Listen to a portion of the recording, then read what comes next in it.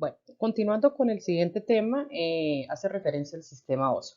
Vamos a empezar a describir directamente lo que son las características de cada sistema, su conformación, su composición y obviamente pues la función que genera cada uno de ellos. Dentro de ello tenemos uno de los más importantes y característicos dentro del cuerpo humano como el sistema óseo, que ya saben ustedes que pertenecen a lo que es la estructura de los huesos o a lo que llamamos la osteología. Es importante determinar y caracterizar que dentro del sistema óseo, pues vamos a relacionar lo que es su forma, su tamaño, su división, su contextura, cómo está conformado a nivel celular, a nivel eh, orgánico, qué funciones generan directamente, qué puede pasar con ciertas afecciones, si es el caso. Entonces, dentro de la característica principal, pues hay que tener en cuenta o connotar que nuestro sistema óseo parte de lo que es la función para el aparato locomotor. Ya ustedes saben que el aparato locomotor tiene que ver con lo que genera movimiento, actividad, ya sea de manera independiente o ya sea de manera activa, ¿sí? O también lo que es la parte voluntaria e involuntaria. Obviamente recuerden ustedes que la correlación de la conformación del sistema óseo no sería efectiva si no hay una unión articular y también si no hay un movimiento que lo genera los músculos.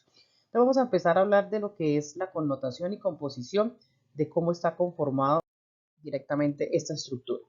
Primero que todo tenemos que el sistema óseo está formado por lo que llamamos el esqueleto humano. El esqueleto humano es lo que es la connotación o el soporte de mi cuerpo, los huesos. Es un conjunto de huesos que tienen diferente forma y tienen diferente tamaño. Sí, si todos los huesos de mi cuerpo fueran iguales, pues no tendría la simetría de mi cuerpo y no tendría la capacidad de generar movimientos voluntarios. Como les dije anteriormente, no solo los huesos son los que permiten la acción del movimiento, sino van en conjunto. ¿Con quién? Con la parte de la unión de las articulaciones o la artrología, con la parte del sistema muscular y obviamente también con la función nerviosa.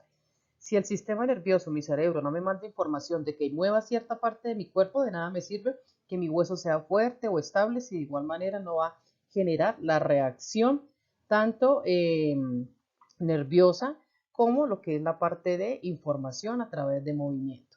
Y todo esto pues va a conformar lo que es el famoso sistema locomotor, movilidad. El esqueleto del hombre adopta siempre una postura bípeda o una postura recta, ¿sí? Que es la posición funcional. En la mujer se connota o se determina que va a ser un poquito más inclinado. ¿Por qué? ¿Por qué se tiene esta connotación? Porque básicamente ustedes saben que la contextura de los hombres con nosotros las mujeres es un poquito diferente. No quiere decir que el hombre tenga más órganos o más huesos, ¿no? Simplemente la connotación de que la mujer se va a ver un poco más inclinado es por la forma y estructura o la morfología de lo que son la parte de los senos, específicamente de la cadera. Entonces se va a diferenciar. Ustedes se dan cuenta que la parte a nivel del dorso o la espalda del hombre es un poco más ensanchada por la contextura a nivel muscular o por la contextura a nivel de tejido que en la mujer y también por la parte de las hormonas. En la mujer pues se va a ver un poco más delgada esa zona o específicamente se va a ver un poco más esbelta. El esqueleto humano está formado por 208 huesos, que automáticamente esta connotación de 208 huesos o 206, que en algunas literaturas pueden aparecer, esta connotación de los huesos está determinada es por las regiones. ¿Cuántos hay en el cráneo, en la cara, en el tronco, en la columna, en la parte de las extremidades? Bueno, cada región tiene su connotación a nivel de huesos, su forma, su tamaño y su estructura. Eh, Cuando nacemos, al nacer, nosotros contamos con cierta más cantidad de huesos, todo ser humano. Pero ¿qué sucede? A medida de que se va evolucionando y a medida de que se va conformando y madurando ese órgano, esos huesecitos se van uniendo, se van fusionando. Específicamente, ¿cuáles? Los del cráneo y los huesos a nivel de la cadera. Por eso es que el bebé al nacer es muy delicado. No podemos ni apretarlo, ni moverlo, hasta que no haya una connotación de maduración en ciertas estructuras, específicamente en los huesos del cráneo, lo que llamamos las fontanelas, o a nivel de la columna. Por eso el bebé no se puede sentar, no se puede parar, porque ellos tienen un tiempo específico para que esos huesos maduren, se unen y se cierren o se fusionen. Por eso esa cantidad va a disminuir y va a connotar pues en los 208, 206, como les dije. El esqueleto tiene dos divisiones muy características. Toda estructura siempre vamos a encontrar que se va a dividir en cierta partecita. Esa división va a connotar qué huesos pertenecen a cierta región y qué otros huesos complementan otra estructura. Dentro de lo que es la división del esqueleto tenemos lo que es esqueleto axial y esqueleto apendicular. Cuando hablemos de la parte axial, es todo aquello que se denomina o se connota en la línea media o dentro de la línea media. Entonces, quiere decir que esos huesos que pertenecen al esqueleto axial de las regiones que conforman la línea media están proporcionando un eje y también una parte de sostenibilidad específicamente. ¿Quiénes pertenecen a la zona axial o al eje axial? Tenemos lo que son los huesos del cráneo, los huesos de la cara, los huesos de la cintura escapular o de la clavícula, los huesos de la columna vertebral. Específicamente en la parte media, como está formado por las costillas, el esternón y la cintura pelviana. No puedo hablar de los huesos de la región abdominal porque en la región abdominal no hay como tal huesos, hay órganos viscerales. Entonces, que ellos están dentro de cavidades que son estructuras huecas, pero ahí básicamente no va a haber una descripción a nivel de los huesos. Entonces, esa parte axial quiere decir todo lo que está sobre la línea media y tiene una connotación de movimiento involuntario, es decir, que la gran mayoría de esas acciones, de los movimientos de esos huesos, músculos, articulaciones, están connotados por el sistema nervioso central. Tenemos la siguiente división que se llama el esqueleto apendicular. ¿Qué quiere decir apendicular? Todo lo que está por fuera de o lejos de, en este caso, pues fuera de la línea media. Se ubica por fuera de la línea media, están formando las extremidades tanto superiores como inferiores y tiene un funcionamiento de manera voluntaria. Es decir, que los podemos controlar, podemos ejercer cierta acción hasta donde llegamos, lo que es el movimiento con todos los brazos y con todas las piernas, incluyendo el hombro, el brazo, el antebrazo, codo, muñeca, dedos, cadera, muslo, rodilla, tobillo, cuello de pie, bueno, pues todo lo que tiene que ver con la connotación de las extremidades superiores e inferiores. Dentro de la parte apendicular, pues como les dije anteriormente, se connota lo que es la estructura topográfica y regional. Obviamente la connotación de toda la estructura del brazo, pero dividida en regiones. Huesos como el húmero, el radio, el cúbito, carpo, metacarpo y falanges conforman todo lo que es la connotación de cuando yo hablo de mis brazos. A nivel de mi extremidad inferior, ¿qué huesos son los que se connotan? Como el fémur, la rótula, tibia, peroné, tarso, metatarso y falanges. En donde lo que es la parte del radio del cúbito forma, lo que es el húmero forma el hombro, radio y cúbito el antebrazo, carpo, metacarpo y falange, la mano y los dedos.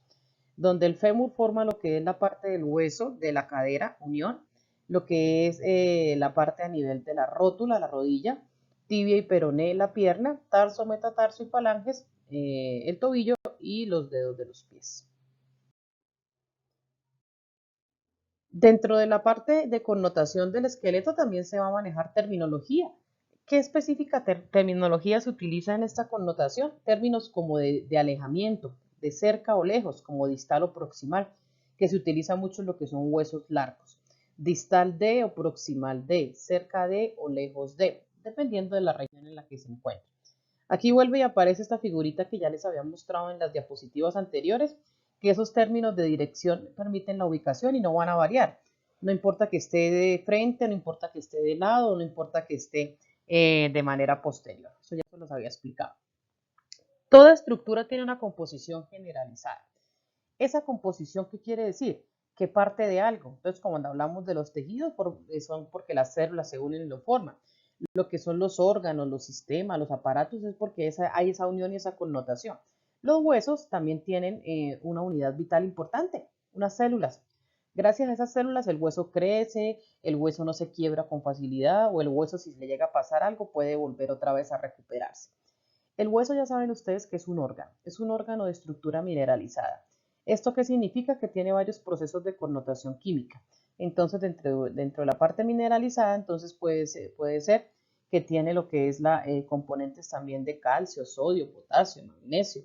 Todos estos componentes sirven, tanto orgánicos como inorgánicos, y las células para que el hueso crezca y vaya a la par con el desarrollo del cuerpo humano. El hueso para que crezca firme, duro y resistente, pues debe tener su estructura celular y esas son las características principales de la conformación del hueso. Es mineralizado, es duro, es firme y es resistente. Por eso nuestros huesos resisten a golpes, a traumas, obviamente dependiendo del tipo de contacto del trauma, ¿no? Y el mecanismo por el cual se generen ciertas fracturas. Está compuesto principalmente por tejido conectivo, sí, ya sabemos que una parte de la especialización del tejido conectivo o conjuntivo es que comunica, los huesos se comunican entre sí a través de las articulaciones, a través de lo que es la parte de tejido ligamentario, los ligamentos. Ese tejido también va a estar representado por la unión de las diversas células, que son las células que permiten la vitalidad del hueso. ¿Cuáles serían? Hay tres clases de células, unas que se llaman los osteoblastos, osteocitos y osteoclastos. ¿Cuál es la función de esas células en general? Proporcionar soporte, nutrición, estabilidad y crecimiento y desarrollo y reparación de los huesos. ¿Qué hace cada una de ellas? Tenemos que los osteoblastos son las células encargadas del desarrollo y del crecimiento de los huesos. Los osteoblastos son las primeras células que se empiezan a desarrollar en el periodo embrionario cuando se está formando el feto. Entonces ellas empiezan a generar actividad vital para que básicamente las partes de mi cuerpo vayan conformándose. Entonces son las primeras células que se van a encargar directamente de que los huesos empiecen a crecer desde el vientre. Luego tenemos los osteocitos que nacen de los osteoclastos. Los osteocitos son células que se encargan específicamente de alimentarse y nutrir. ¿De qué se alimentan? De todas las sustancias que el cuerpo va absorbiendo, desde lo que es la parte del cordón umbilical, la alimentación de la madre, el calcio que toma en todo el periodo gestacional. Todo eso los osteocitos lo van absorbiendo. Los osteocitos son como una esponja. Ellos van absorbiendo toda esa parte de nutrientes y lo van guardando. Al guardarlo van permitiendo que los huesos vayan formándose, vayan adquiriendo una forma, ya sean largos, cortos, planos, irregulares, bueno, según la forma donde se ubique en la parte de la región. Y tenemos los osteoclastos, que ya son las células que se encargan de reparar o regenerar dependiendo de lo que le llegue a suceder al hueso. Si la persona sufrió una fractura, alguna enfermedad que esté desgastando la estructura del hueso, los osteoclastos entran a trabajar, a remodelar. Cuando una persona se parte un brazo y se lo enyesan, entonces dejan un periodo para que se consolide, ya sea con yesito, que no lo muevan, o con algún proceso quirúrgico, y el huesito vuelve otra vez a unirse. Eso es porque los osteoclastos empiezan a aparecer y empiezan como a cicatrizar y a sellar, dependiendo de la fractura, del nivel, del ángulo y del tipo de fractura. Entonces las tres células siempre van a estar acompañando al cuerpo desde que nace hasta que muere. Estas células van con nosotros durante todo el proceso a nivel de crecimiento y desarrollo. Osteoblastos, vuelvo y repito, se encargan de lo que es el crecimiento del hueso durante toda la etapa del desarrollo. Osteocitos se encargan de absorber alimentos, nutrientes y evitar que los huesos pues empiecen a dañar. Y los osteoclastos son los que en base se activan directamente cuando a la persona le ha sucedido algo para remodelar, para acomodar o para cicatrizar si ha sufrido algún inconveniente. Los huesos tienen una connotación de tejido blando y ellos se van a unir entre sí para no soltarse y para no salirse de su eje o de su punto de apoyo a través de las estructuras que se llaman los ligamentos. Y los huesos, cuando se unen a la estructura muscular, lo hacen a través de los tendones. Tanto el ligamento como tendón son estructuras de tejido blando, son estructuras de tejido conectivo que van a comunicar. Pero la diferencia de ellos en qué consta, en que unos específicamente están en lo que es la estructura y composición del hueso y otros están directamente unidos a la parte muscular. Sobre todo los ligamentos son los que tienen la mayor facilidad o la mayor libertad de ejecutar movimientos, por eso es que están en los huesos. Los tendones también tienen su capacidad de hacer movimientos, pero ya no tan amplios, ya no ejercen o no determinan eh, por consiguiente, pues movimientos de mayor amplitud. ¿Por qué? Porque ellos van a estar más pegaditos al músculo y el músculo, pues dependiendo de los movimientos que haga, si son flexión, extensión, ABD o ADD. En cambio, a nivel de la estructura de los ligamentos, sí va a permitir que las articulaciones no se salgan y que limiten ciertos movimientos. Ligamentos y tendones, la función de ellos es sostener, unir y comunicar. Entonces tienen la misma característica, están conformados del mismo tejido, sino que a través de los huesos, vuelvo y repito, la unión de los huesos son a través de estructuras ligamentarias y en la unión con los músculos es a través de los tendones. Esa es la diferencia de una estructura con la otra. En algunos casos los cartílagos van a complementar la estructura ósea. Sí, ustedes saben que en el cuerpo no solamente es hueso y músculo articulación, hay estructuras, por ejemplo, de tejido como conectores, por ejemplo, el cartílago. A través de la punta de la oreja hay cartílago, en lo que es el mentón hay cartílago, en lo que es la nariz hay cartílago, en la unión de una articulación con otra hay cartílago, en las costillas hay cartílago, en las vértebras hay cartílago. Entonces, el cartílago también es un tipo de tejido. Gracias a ese cartílago, pues también permite que haya una connotación, una condensación de esas estructuras y que no se salgan de su eje. La superficie del hueso está cubierta por el periósteo. Aparte de que los huesos tienen células como los osteoclastos, citos y blastos, tienen un tejido que lo protege. ¿Sí? Obviamente todas las estructuras están conformadas por tejido y los tejidos son protectores. Pero en el hueso y en el músculo y en la articulación vamos a encontrar diferentes. En los huesos, toda la estructura de los huesos está recubierta por un tejido de tipo conectivo que se llama el periósteo. Es una membrana que es rica en nervios y vascularización. ¿Qué quiere decir esto? Que esa membrana puede doler, que esa membrana se puede dañar o esa membrana puede sangrar, si es el caso. Por ello, cuando es una membrana que está en la parte externa del hueso, por ello cuando nosotros nos golpeamos en alguna parte del cuerpo, muchas veces nos duele o se nos hace un morado o hay una ruptura de vasitos porque no directamente golpeamos el hueso, sino golpeamos la membrana. No quiere decir que un golpe, cada golpe vaya a partir el hueso, sino obviamente pues nos fracturaríamos con facilidad. Esto tan solo que la persona pues tenga alguna deficiencia de esta estructura o de colágeno, como es en los huesos de cristal o en ciertas patologías degenerativas. El periósteo me sirve específicamente para que mi hueso no sufra una alteración, porque si no, obviamente con toda la actividad que hacemos de manera diaria, de correr, saltar, de generar tensión, de levantar, de alzar, de cargar peso más de lo debido, mi cuerpo entonces se dañaría. Entonces, gracias a esa membrana del periósteo, permite que los huesos sean un poco más resistentes. Por eso les digo que es muy rica en nervios, porque cualquier momento que nos podemos golpear es muy común que nos golpeemos en la parte medial de la pierna, lo que llamamos lo que es la famosa espinilla, que a veces le dicen que la espinilla, ¿sí? Uno se golpea o le dan una patada en esa zona, duele y muchas veces se pone roja o puede sangrar en la membrana en la que nos golpeamos. A nivel de donde hay salientes de los huesos, que son las punticas, por ejemplo, a nivel de los codos. Cuando yo a veces me golpeo un codo, me da un corrientazo, un calambre a través de los dedos, se me duerme la mano. ¿Por qué? Porque bueno, puede ser que el golpeo fue la membrana y la membrana se activó. Entonces es una membrana protectora que tiene información vascular e información sanguínea. ¿Dónde no está esa membrana? En lugares donde se insertan ligamentos, tendones y superficies articulares. Es decir, la gran mayoría del periósteo lo encontramos en lo que es la estructura del cuello o del cuerpo del hueso. Recuerden ustedes que en los términos anatómicos hay una parte que se llama las tuberosidades y otra que se denomina el cuello. El cuello es la parte más larguita de los huesos.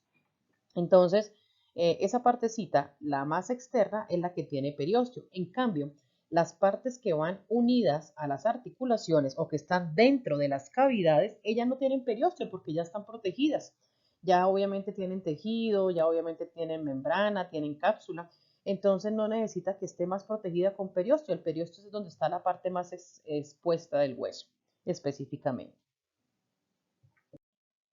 La parte interna del hueso puede ser de dos tipos de tejido, uno denominado compacto u otro denominado esponjoso.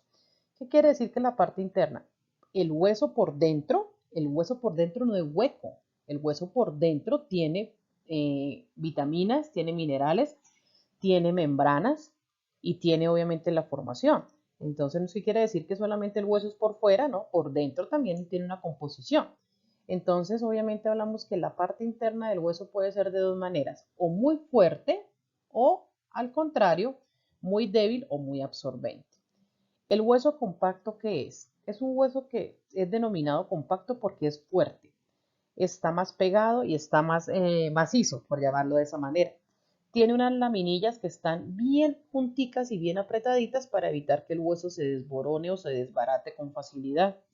Y el hueso esponjoso, al contrario, tiene unos espacios para absorber y para alimentarse de los diferentes nutrientes que los osteocitos se encargan de adquirir a través de todo lo que el cuerpo se alimenta.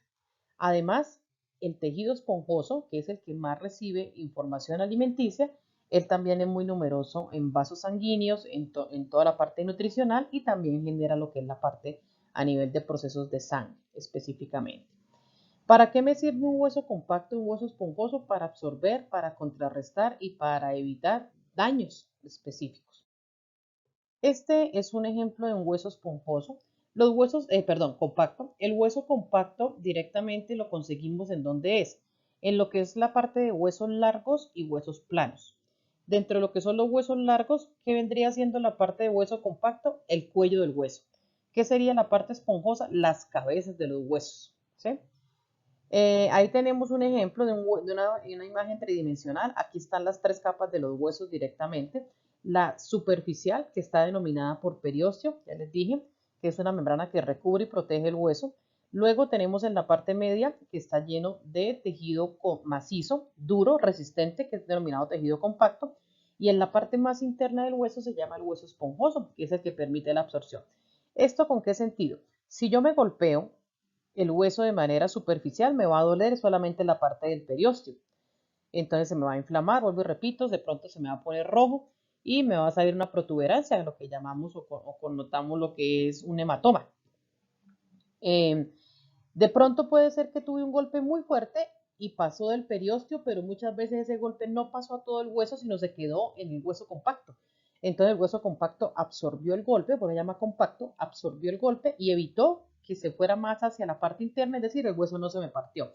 Pero cuando ya tuve una fractura bastante expuesta y que el hueso se me partió en varias partecitas, quiere decir que ya se me dañó la membrana del periósteo, pasó por la membrana del hueso compacto y llegó al hueso esponjoso.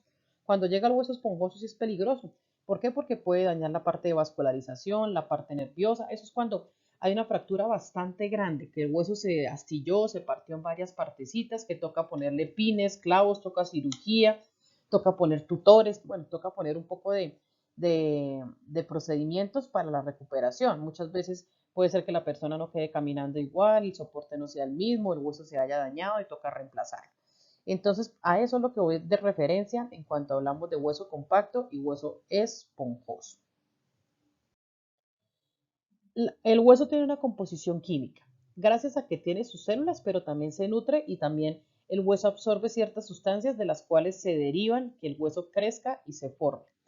El hueso cuenta con un porcentaje de la siguiente manera. Químicamente, es un proceso de organización. Químicamente el hueso está compuesto por un 30% de materia orgánica, que la materia orgánica, recuerden ustedes que es todo lo vivo. Es decir, la materia orgánica lo conforman las células, osteoblastos, osteocitos, osteoclastos, ya saben ustedes, blastos para desarrollo y crecimiento, osteocitos para nutrición y osteoclastos reparación y remodelación. Y también está conformado por una gran cantidad de tejido conectivo. Tiene un 45% de materia inorgánica. ¿Qué quiere decir esa materia inorgánica? Que la materia inorgánica está determinada por los procesos que subyacen a alteraciones o reacciones químicas, como cuáles. El hueso tiene calcio, el hueso tiene magnesio, el hueso tiene sodio, el hueso tiene potasio, sí. Ustedes saben que todas esas estructuras el hueso las absorbe y las convierte en procesos nutricionales, son reservorios energéticos. Toda esa parte de reservorio energético la encontramos en los músculos, en los huesos, en las articulaciones. Obviamente por eso mi cuerpo puede resistir cierta cantidad de esfuerzos, días sin comer, sin tomar agua, sin cansarme, pero es por ello, porque tiene un reservorio. Y cuenta con un 25% de agua. Todo mi cuerpo es en gran parte una composición de agua, de la cual un 25 está en los huesos, otro está en los músculos, otro está en las articulaciones y otro está en lo que es la connotación de procesos a nivel abdominales o intestinales. La mayor parte del calcio, fósforo, sodio, magnesio, potasio almacenado en el organismo está en los huesos. Mire por qué es importante los huesos. Gracias a los huesos permiten todo ese desarrollo a nivel de connotación específicamente en la estructura de fuerza y movimiento y actividad fisiológica y actividad biológica de mi cuerpo. Ustedes saben que de pequeño nos dicen que siempre para crecer sanos y que los dientes y todo debemos tomar calcio, vitaminas, que lo encontramos en el pescado, en las frutas, en las verduras. Bueno, todo eso que consumimos va hacia los huesos. Por eso los huesos crecen fuerte, por eso los huesos se desarrollan y se mantienen. Ya que se presente algún tipo de relación patológica, debe ser como una osteoporosis, por ejemplo, ya un desgaste, una enfermedad ya relativa a tumores óseos o enfermedades congénitas, pues ya parte directamente de alguna reacción. Pero no es que el hueso nazca así, sino que ya se procesa a través de la parte genética o malformaciones o procesos químicos o bioquímicos. Estos minerales le dan ¿qué? Consistencia, resistencia, estabilidad al hueso, como les decía. Si me golpeé mi hueso, muchas veces no quiere decir que con cualquier golpe se me fracturó, ¿no? Me duele, sí, pero mi hueso no se fracturó. Mire que hay personas que han sufrido caídas de ciertas alturas significativas y muchas veces no se parten ni un huesecito, son tan de buenas. ¿Por qué? Porque cuentan con buen calcio, cuentan con un buen proceso a nivel inorgánico. Entonces eso va en la alimentación. Hay personas que de pronto tienen problemas de alimentación, metabolismo, problemas de tiroides, o que no se alimentan bien, o que están expuestas a muchos desgastes. Estas personas si tienen de pronto alguna característica de que si sufren alguna alteración, pues pueden generar mayor tipo de daño. ¿Por qué? Porque el hueso no está bien alimentado, no está bien nutrido, no está bien complementado. Además, los huesos tienen cierta capacidad de ser elásticos, que les permite la protección, la estabilidad y obviamente generar, eh, digamos, reacciones en órganos vitales. Cuando yo hablo de esta elasticidad, no me refiero a que el hueso se puede estirar, ¿no? Esta elasticidad se da es a la plasticidad que tiene el hueso, es decir, que se puede encontrar en ciertos órganos que permiten ese tipo de acción. Por ejemplo, dice que aquí que la elasticidad que les permite proteger órganos vitales como el cerebro, el corazón y los pulmones. Si yo hablo del corazón y la parte pulmonar, ¿cuál va a ser la elasticidad? La elasticidad es la que va a generar mi cavidad torácica o mi caja torácica. ¿En qué momento? Cuando yo respiro. Al respirar, ustedes se dan cuenta que hay un ensanchamiento de mi espalda y de mi parte a nivel del tórax. Obviamente yo respiro, tengo que tomar aire. Al tomar aire lo que es la parte a nivel de los pulmones van adquiriendo una mayor conformación. ¿Por qué? Porque están generando toda la parte de oxidación. Esa es la elasticidad, que la capacidad que tiene de ensancharse y de volver otra vez a su puesto, pero eso lo hacen son los pulmones, los músculos respiratorios, la parte del diafragma y obviamente el contexto de sus órganos. No quiere decir que el hueso el solito se ensancha, vuelvo y repito, no. En el cerebro, ustedes saben que en el cerebro también hay una capacidad de organizarse y de plasticidad cerebral porque los huesos no es que estén pegados a los órganos. Si el hueso estuviera pegadito al órgano, al cerebro, cerebelo, al bulbo, al tallo, pues se dañarían y no tuviéramos la capacidad directamente de generar ciertas acciones. Entonces, a eso es que hace referencia a la elasticidad. No es que los huesos, vuelvo y repito, se ensanchen, no, sino los procesos vitales, como la respiración y la oxigenación del cerebro, a través de la columna también con la médula espinal. Tenemos todo esto es estructura del hueso. La superficie de los huesos no es totalmente lisa, ya que tienen algunas alteraciones en relieve que se llaman salientes y depresiones. Mire que aquí aparecen términos que ya vimos al principio. ¿Qué quiere decir esto? Ustedes se dan cuenta que todos los huesos no tienen la misma contextura. Si los huesos para unirse fueran completamente lisos, sería imposible de que ellos se unieran, se resbalarían. Entonces no tendríamos la unión de el hombro con lo que es la cintura escapular o la cadera con la parte pélvica o con la parte de las piernas. Entonces, por eso los huesos en las cabezas tienen lo que llamamos las protuberancias, que son más ensanchadas y son más gruesas. Las salientes de todo hueso se llaman apófisis. ¿Qué quiere decir? Las salientes son las puntas de los huesos. Yo les decía al principio en la terminología, donde tenemos saliente de los huesos, donde yo me sienta una parte de mi huesito. A nivel de la mano, si yo cierro mis dedos, la punta de los dedos se llaman los nudillos o sobre la zona medial, los metacarpos. A nivel de la muñeca, yo me toco la muñeca en los bordes laterales y encuentro el cúbito y el radio y los huesitos se sienten. A nivel de la clavícula, también yo me toco el cuello y ahí me toco mis huesos. A nivel de la cintura pélvica, la cresta ilíaca, o a nivel de la rodilla, o a nivel del cuello de pie. Entonces, esos son salientes. Cada vez que yo me encuentre un huesecito que está casi por fuera de su inserción se llama saliente. Y no quiere decir que el hueso está mal acomodado, no, sino que el hueso tiene esa protuberancia. Y las depresiones se llaman cavidades. Mire, aquí encontramos el término deprimir o la depresión. No es un término de movimiento. Recuerden que si yo hablo de un término de movimiento, yo encuentro elevación y depresión, subir y bajar. En cambio aquí el término depresión es ubicación. La depresión es una cavidad. Una cavidad también yo le puedo decir. Depresión craneal, depresión orbital, ¿sí? Depresión nasal. Es donde se encuentran ciertos órganos, las cavidades, huecos u orificios. Algunas de estas dos formaciones sirven para la articulación de dos o más huesos en algunos casos o para la inserción de músculos o ligamentos, ¿sí? Obviamente cuando yo hablo de la unión de ciertos huesos, de las salientes de las apófisis, me indican que se están uniendo y al unirse forman una articulación. ¿Dónde hay articulaciones? Específicamente donde se unen todas las estructuras, a nivel del hombro, del codo, de la muñeca, de los dedos, de la cadera, de la rodilla, del tobillo, del cuello. Entonces ahí es donde se encuentran las uniones articulares y van determinadas por ligamentos y tendones. Ya saben, ligamentos hueso con hueso, tendón hueso con músculo. ¿Cómo se clasifican los huesos? Los huesos se clasifican según la forma que tengan y la función que desempeñen. Por eso es que les decía al principio, si todos los huesos fueran igualitos, mi cuerpo no sería simétrico y no tendría coordinación. Se me dificultaría hacer ciertos movimientos. Según los huesos, según la forma y la función, los huesos pueden desempeñarse o pueden dividirse de la siguiente manera. Hay huesos largos, hay huesos alargados, hay huesos planos y hay huesos irregulares. Huesos largos los que permiten movimientos voluntarios, huesos alargados los que unen a través de estructuras ligamentarias, huesos cortos los que están generando pues obviamente movimientos más pequeños, huesos planos que sirven también de protección y huesos irregulares que conforman uniones de órganos vitales. Así vamos a determinar o establecer específicamente. Vamos a ver dónde se encuentra cada uno y qué hace. Tenemos lo que es la parte de los huesos largos, predomina el largo sobre el ancho, ¿sí? Son huesos largos, mas no son ensanchados ni gruesos. Están presentes en donde podemos encontrar los huesos largos, en los brazos y las piernas. Por eso los brazos y las piernas son estructuras más largas, específicamente.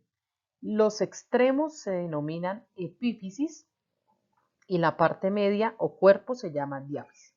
¿Qué es un extremo de un hueso? Es la cabeza o las puntas de los huesos. Todo hueso largo tiene una punta, tanto superior como una punta inferior.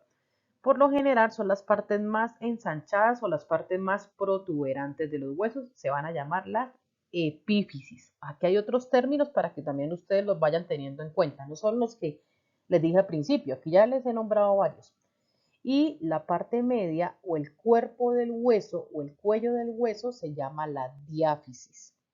Hay que identificar cuáles son las epífisis y cuál es la diáfisis, porque según la epífisis y según la diáfisis, yo puedo hablar o yo puedo directamente establecer de qué está formada. Si tiene sangre, si tiene médula, si tiene osteocitos, si tiene, bueno, de cualquier proceso a nivel químico y fisiológico. Aquí en estos dibujitos pues se puede connotar con mayor facilidad o se puede connotar con mayor, digamos, extensión. ¿Qué podemos connotar acá? Entonces, esta partecita, la parte de arriba, específicamente, se llama la cabeza del hueso. Ustedes se pueden dar cuenta que aquí en la parte superior, a nivel del huesecito, tiene una cabecita. Esa cabecita es la que va, esa cabecita es la que se va a denominar o se va a establecer como la epífisis del hueso. Las uniones donde se van a establecer o se va a unir directamente con otra articulación. Tenemos una parte superior y aquí tenemos una parte inferior, la parte de abajo. La parte de arriba, este es el húmero, el primer huesecito, extremidad superior. El húmero es el hueso que se forma o que forma directamente el hombro, el brazo, específicamente. Esa parte de arriba, la cabeza del hueso, la epífisis proximal y abajo epífisis distal. ¿Por qué? Porque una está más cerca y la otra está más lejos. ¿Qué queda en medio? El famoso cuerpo o cuello, que se llama la diáfisis. Luego de ella tenemos lo que es la unión de dos huesos largos también que forman el antebrazo. Uno se llama el cúbito, otro se llama el radio. También tienen dos cabecitas, son ensanchadas en la parte superior o proximal y en la parte de abajo que se unen directamente con lo que es la muñeca. Se llama también lo que es la parte distal o la parte inferior. A eso es lo que yo me refiero, que la parte más ensanchada del hueso se encuentra en lo que es las superficies de las cabezas, donde se van a conectar. Entonces arriba se conecta con la cintura escapular, en la parte de abajo se conecta con el antebrazo, luego en la parte distal se conecta con la muñeca y así viceversa a través de los dedos. Lo mismo pasa con la extremidad inferior. Tenemos lo que es la cabeza superior, que se une o se articula con la cadera, se llama el fémur. Tenemos lo que es la parte inferior que se articula con la rodilla o con la rótula y de ahí pues la tibia y el peroné que forman la pierna para unirse con el cuello de pie o el talón. Entonces ahí hablamos de la connotación. Primero, ¿por qué son huesos largos? Porque se encuentran en extremidades superiores e inferiores. Tienen específicamente protuberancias o salientes.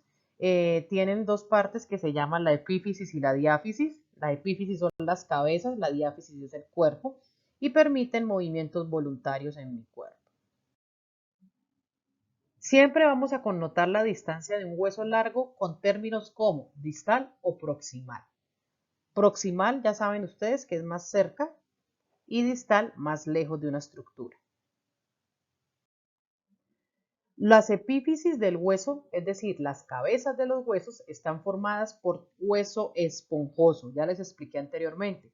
El hueso esponjoso es el hueso que absorbe nutrientes, es un hueso que permite, es un tipo de hueso que permite vascularización, permite procesos de nutrición, permite procesos a nivel de procesos o desarrollo a nivel de receptores sensoriales o de dolor, ¿sí? Esa parte del hueso puede doler. El hueso esponjoso está formado por gran cantidad de estructura o acomoda o protege lo que es la famosa médula ósea roja. ¿Qué es la médula ósea roja? La producción de sangre. Los huesos producen sangre, no solamente en el cuerpo lo que produce sangre es la médula o lo que es la estructura de los linfocitos, los macrófagos, no. Los huesos tienen una función hematopoyética. Gracias a los huesos largos y los huesos planos específicamente, permiten que el cuerpo también produzca sangre. Entonces es un reservorio de sangre también. Entonces les decía, dentro de los huesos largos, las cabezas, las puntas de cada hueso que se llaman las epífisis, están formadas por tejido esponjoso. Les dije por qué al principio, porque esas uniones de esos huesos van dentro de unas cavidades. Las epífisis de los huesos van metidas en un huequito. Entonces, no tienen periósteo, tienen este tejido esponjoso. Y ese tejido esponjoso, como tiene vida, como tiene nutrición y como tiene recepción, guarda lo que es la parte de absorción de sangre, como la médula ósea roja. El hueso esponjoso tiene numerosos vasos sanguíneos que nutren o se nutren a través de los osteocitos, que son los que encargan de llevar toda la información de alimentación. El hueso esponjoso también está en el interior de los demás huesos del esqueleto, ¿sí? Todos los otros huesos también tienen cierta connotación, no solo los largos, sino que los largos son los que más movimiento activo tienen en el cuerpo, que son los voluntarios del esqueleto apendicular. La diáfisis, la parte media del hueso, es decir, el cuello del hueso, que se llama la diáfisis, no es esponjoso, es tejido compacto. Ya saben ustedes que es el más duro, que es el que mayor relevancia tiene en cuanto a golpes porque absorbe con mayor facilidad. Entonces, obviamente, tiene gran connotación de tejido compacto. Ya saben ustedes que el tejido compacto es que las láminas son más gruesas, son más pegaditas y absorben con mayor facilidad algún golpe específicamente. Le dan consistencia, le dan la parte rugosa o le dan la parte maciza al hueso. El resto de los huesos del esqueleto también tienen hueso compacto. ¿Qué hay dentro de ese hueso compacto? Aquí dentro de ese hueso compacto ya no vamos a encontrar lo que es la médula ósea roja, como la sangre que la encontramos en las cabezas o en las epífisis con tejido esponjoso, sino que el cuello del hueso o el cuerpo del hueso va a estar por dentro formado por grasa, que se llama la médula ósea amarilla. ¿sí? Tejido adiposo. Mi cuerpo tiene grasita, pero la grasa no es solo la grasa que se me hace a nivel del abdomen o a nivel de los glúteos o de las piernas o de los brazos, no. Es una grasa, no es grasa de contenido o contención abdominal, sino que es específicamente una estructura de células que se llaman los adipocitos. Específicamente esa médula ósea amarilla sirve para adherir, para que todas las sustancias, nutrientes y toda la parte alimenticia del hueso que absorbe a través del calcio, el fósforo, el hierro, todos los alimentos que consumimos, se queden ahí como reservorio energético específicamente. En esta imagen que ustedes ven, se dan cuenta que aquí está la descripción. Vemos lo que es la parte, las figuras que están en las punticas o en las epífisis, se dan cuenta que son esas figuritas tienen forma de esponja. Entonces en la imagen se ve que tiene como chispeadito. Eso quiere decir que esa parte del hueso es de tejido esponjoso. Su nombre lo indica, como una esponja para absorber. Y ustedes se dan cuenta que en la parte medial o el cuello del hueso es más duro y es más macizo. Obviamente ahí hay hueso compacto. En las cabezas, en las epífisis de los huesos, directamente tenemos lo que es la parte de médula ósea roja, producción sanguínea.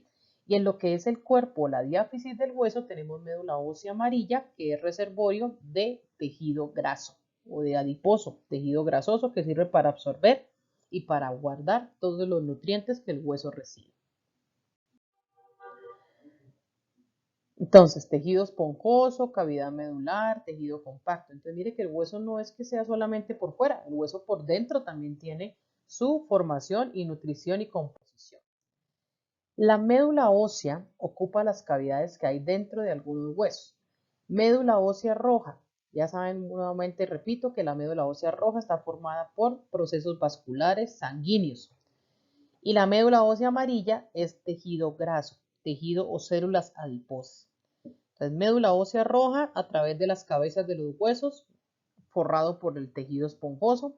Médula ósea amarilla está en el cuerpo del hueso de la diáfisis y específicamente tiene gran cantidad de tejido graso para que el cuerpo o para que el hueso guarde y tenga como reservorio los diferentes nutrientes.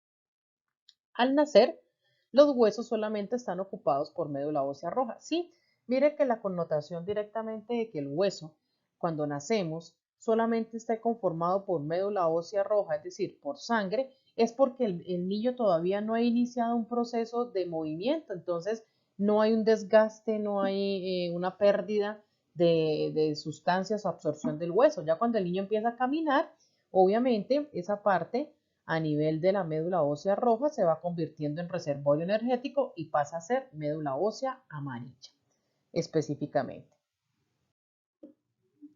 En los adultos, la médula ósea roja está presente en los huesos planos, en las epífisis, en las cabezas de los huesos largos, fémur, húmero, tibia, peroné, cúbito, radio, en la parte de las vértebras, sí, porque ustedes saben que las vértebras están conteniendo lo que es la médula espinal, en las costillas también directamente y en el externón, que son estructuras de unión de órganos primarios. La médula ósea amarilla no tiene actividad hematopoyética, es decir, la médula ósea amarilla no produce sangre, la que produce sangre es la médula ósea roja. Está ubicada en el cuerpo del hueso que se llama la diáfisis, sobre todo los huesos largos, y es allí donde se encuentra gran cantidad de tejido graso que sirve como reservorio energético del cuerpo. ¿Cuál reservorio? Pues obviamente de nutrientes, de que el cuerpo no se canse y no se desgaste con facilidad. Esos son los huesos largos. Entonces mire toda la connotación de los huesos largos, dónde se encuentran, de qué están formados y básicamente qué función tienen. Función voluntaria. Bueno, vamos a la siguiente clasificación, se llaman los huesos alargados. ¿Cuáles son los huesos alargados de mi cuerpo? Su imagen lo está mostrando, los que forman lo que es la parte a nivel de la caja torácica, lo que llamamos la cavidad torácica. Las costillas son tipos de huesos alargados. Tienen conformación similar a los huesos largos, pero con una diferencia, que estos huesos no tienen cavidad medular, es decir, ellos no producen sangre. Las costillas son ejemplos de huesos alargados. Si yo agarro una costilla y la abro, pues me queda larga. pero es que la costilla no va acomodada como los brazos y las piernas. La costilla genera o la costilla nace de una estructura y luego busca unirse a otra. Por eso la costilla se ve enlongada, se ve cerrada en forma de panel o en forma de barril. Entonces esas costillitas, obviamente como los huesos largos sí tienen cavidad medular, sí producen sangre, en cambio las costillas no, porque las costillas van unidas a tejido cartilaginoso. Dentro de los huesos cortos, ¿quiénes tenemos? Pues obviamente son los huesos que denominamos más pequeñitos. Perdón, se me olvidaba decirle que lo que es la función de los huesos alargados es protectivo. Cada hueso tiene una función. Los huesos largos, específicamente, la función que tienen es de movimiento voluntario, brazos y piernas. Los huesos alargados, que son las costillas, tienen función de protección, que protegen órganos vitales. En la parte anterior, pulmón, corazón; en la parte posterior, médula ósea a través de las vértebras. Huesos cortos tienen función de amortiguación, de absorber los diferentes golpes. Tienen forma de cubo y su función es amortiguar los golpes. No quiere decir que todos los huesos sean cuadrados, sino que tienen una forma cuboide. ¿Cuáles son los huesos cortos? Los que forman lo que es las estructuras de los dedos de la mano y los dedos del pie. En el interior, esos huesos también tienen tejido esponjoso porque absorben y nutren.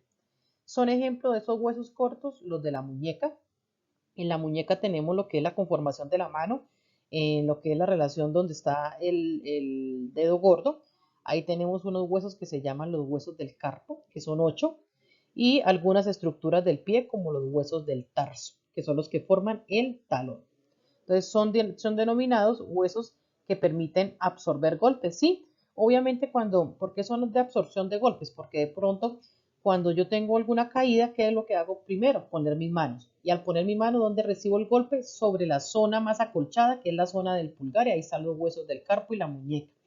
Los pies, cuando yo salto, hago alguna actividad también de movimiento, al saltar o al caer, primero lo que pongo es directamente la parte del talón, que es la parte más ensanchada. Entonces, por eso es que son huesos que permiten la amortiguación y son resistentes.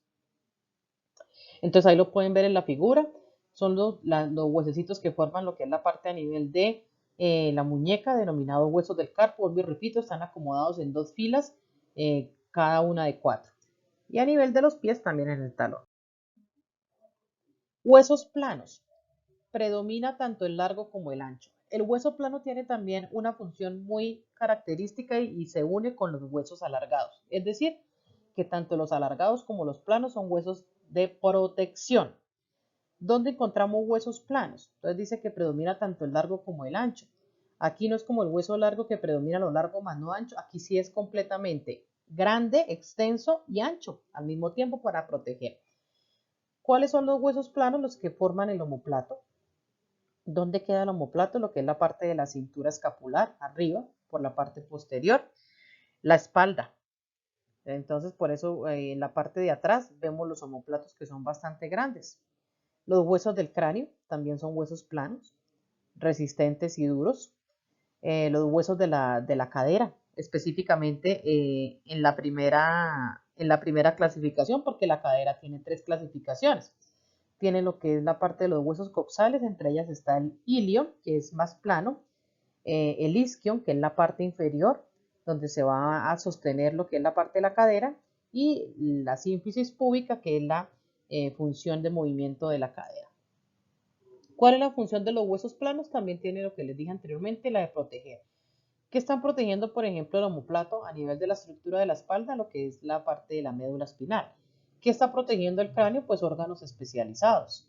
¿Qué está protegiendo los huesos de la pelvis? Pues órganos reproductores y órganos abdominales y viscerales. También poseen tejido esponjoso, es decir, que nutren, se alimentan y se vascularizan. Aquí está la imagen de lo que es la predominancia de lo ancho con lo largo. Entonces son huesos anchos por naturaleza y largos en ubicación. Y los huesos irregulares, ¿quién tenemos en la parte irregular? ¿Por qué son irregulares? Se llaman irregulares porque la palabra irregular quiere decir que no todo se parece o no todo es igual. En este caso los huesos. Estos huesos no son igualitos a pesar de que se encuentren en la misma parte del cuerpo. Son de forma diferente. ¿Quiénes? Los huesos de la cara y los huesos de la vértebra y los huesos del oído. ¿Sí? Obviamente yo veo mi cara, yo tengo huesos más planito, yo tengo huesos más ensanchados, yo tengo huesos más largos, si no mi cara fuera completamente una sola imagen, ¿sí? Yo tengo los pómulos, tengo el mentón, tengo la frente, hay personas que obviamente pueden ser que la cara sea más delgada, otro que sea la cara más gruesa, más alargada, es porque los huesitos no son iguales.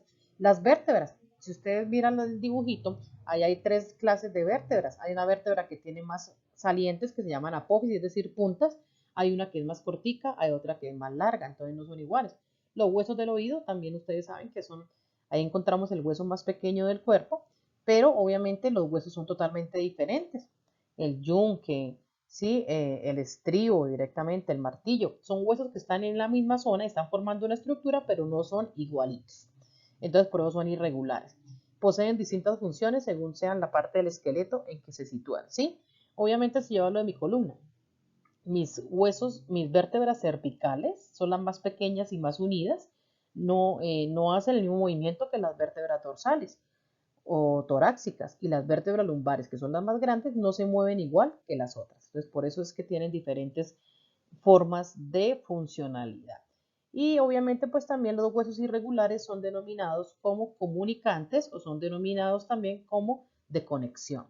¿Por qué comunicantes? Porque los encontramos en la cara y la función es comunicar. Los huesos y los músculos de la cara tienen función de comunicar. Yo me comunico muchas veces con expresiones gestuales, sin necesidad de hablar. A nivel de la columna también me comunica, se interrelacionan y se comunican para hacer movimientos. Si solo quiero mover el cuello o solo quiero mover la cadera. Entonces, esa es la connotación de cada uno de los huesos directamente. Bueno, eso según la forma y según el tamaño. Dentro de la división del sistema óseo, que ya hablamos que son apendiculares o que son axiales, específicamente tenemos que esa connotación del sistema óseo la vamos a trabajar ¿por quién? Por topografía y por regiones. Ya saben ustedes que la parte topográfica, la parte regional, hace referencia a las regiones, a la estructura grande y subdividida en regiones pequeñas. Si yo hablo de los huesos de la cabeza, corresponde a cráneo y cara. Si yo hablo del tronco, corresponde a cintura escapular, del cuello, corresponde a la columna o la espalda, corresponde a la región torácica y corresponde a la región abdominal y la parte baja. Y si yo hablo de las extremidades, mis brazos y mis piernas se corresponden al hombro, al brazo, al codo, al antebrazo, a la muñeca, a los dedos y la parte inferior lo mismo. Vamos a hablar un poquito de los huesos de la cabeza específicamente. Los huesos de la cabeza están conformados por los huesos que forman el cráneo y la cara. Los huesos del cráneo forman parte de una estructura resistente que sirven de protección a los órganos del cerebro. En el cráneo podemos encontrar huesos pares e impares. Sí, en el cráneo y la cara. ¿Por qué? Porque los encontramos dobles. Los huesos de la cara también se ubican en la parte inferior de la cabeza y también pueden ser pares. Tenemos lo que es la parte a nivel del hueso esfenoides y el esmoides, que ellos están formando lo que es la base del cráneo. Son uno solito. En la parte cuando abren el cráneo, entonces ahí el cráneo tiene, cuando lo abren, tiene una forma como de mariposa. Esos son los huesitos que están en la parte de abajo, que están sosteniendo la estructura del cráneo. Y cuando yo hablo a nivel de la cara, en la cara yo tengo huesos pares, que son dobles, como lo que son la parte de los maxilares superiores, la parte de los labios, los huesos nasales, sí, tengo dos orificios en la nariz, los cigomáticos, a nivel de lado y lado de los pómulos, por ejemplo, los lagrimales, sí, yo tengo dos ojos, los cornetes inferiores, sí, lo que es la connotación de toda la parte del borde de la nariz, los huesos palatinos, el paladar, mi paladar está dividido en izquierda y derecha, y los huesos del oído que tengo a nivel de la parte izquierda y derecha, a pesar de que los huesos del oído son irregulares de forma, pero son pares porque los encuentro al lado y lado. ¿Cuáles son los impares? El maxilar inferior, sí, yo tengo un solo mentón, una sola mandíbula, el vómer y el hioides que los encontramos casi en el piso o la parte baja de la boca y en la mitad del cuello. Entonces ahí hablamos específicamente de dónde encontramos, por qué son pares y por qué son impares. Ya en la figura podemos observarlos, los parietales en los bordes laterales, frontal en la parte de al frente, temporales por el lado del oído, nasales en las cavidades, lagrimales en los agujeros, los cornetes superiores, inferiores, la parte de los labios superiores, maxilares, mentón inferior, ¿sí? Cigomático, que son los pómulos. Entonces allá podemos ver con mayor contextura en cada uno de los ángulos, anterior, posterior o lateral. Esto les había hablado al principio, que los recién nacidos hay separaciones entre algunos huesos del cráneo que se llaman fontanela, ya se los expliqué, por qué nacemos con cierta cantidad de huesos y al final del periodo gestacional y de la parte de crecimiento y desarrollo, esos huesecitos se van uniendo, esas fontanelas se van cerrando directamente y van formando ya lo que es el hueso como tal. ¿Para qué me sirven esas fontanelas? Son separaciones, específicamente en el cráneo, por eso es que en el cráneo vemos las diferentes tuberosidades o las lineecitas o las rayitas que dividen de dónde a dónde va uno, de dónde va el frontal, de dónde van los parietales, de dónde va el occipital, a dónde va el temporal. Bueno, para eso sirve lo que son las diferentes fontanelas. Se cierran más o menos alrededor de los 18 meses. Por eso la cabeza de los niños es muy blandita en cierto momento. Uno le toca la parte medial del cráneo y se hunde. Entonces, muchas veces coloquialmente las abuelas dicen que no hay que ponerle gorritos ni taparles esa parte porque por ahí respiran los niños. Es mentira, es un mito que tienen. Algunos también le llaman lo que es la parte de la mollera, que no se la toque porque por ahí respira, porque es muy blandito, ¿no? Simplemente es el cierre de las fontanelas y eso se da es por el que los huesos se van uniendo para formar la estructura del cráneo. Entonces, ¿para qué sirven esas fontanelitas? Si el cráneo fuera completamente duro, rígido, desde el momento de antes de nacer, obviamente el bebé no pasaría por el canal vaginal, la cabeza se quedaría ahí pegadita, pero como esa cabeza viene con un proceso de flexibilidad, por eso tiene la capacidad para pasar por el conducto vaginal específicamente. Para eso es que son esas fontanelitas y esas divisiones de los huesos del cráneo. Les decía que dentro de la connotación de los huesos de la cara tenemos lo que es el hueso hioides. Es un hueso irregular, es un hueso impar, que tiene forma de herradura y se encuentra en la parte anterior del cuello, debajo de la lengua y sobre el cartílago tiroideo de la laringe. El hueso hioides es un hueso irregular que lo encontramos en la parte medial del cuello. Ese hueso no lo podemos tocar.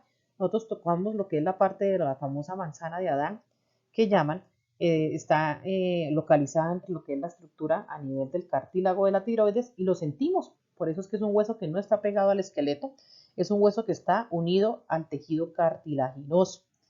Se llama el hioides. Es el único hueso que no está unido al esqueleto. ¿Cuál es la función de ese hueso? Tiene tres funciones muy características. Primero, interviene en la deglución. ¿Qué quiere decir eso? Que en el momento que pasamos el alimento, nosotros siempre hacemos una pausa para pasar el alimento o para tomar aire y esa pausa la hacemos en la parte media del cuello. Ese momento, el momento que el hueso se abre y se cierra para que pase el alimento, participa en ese proceso.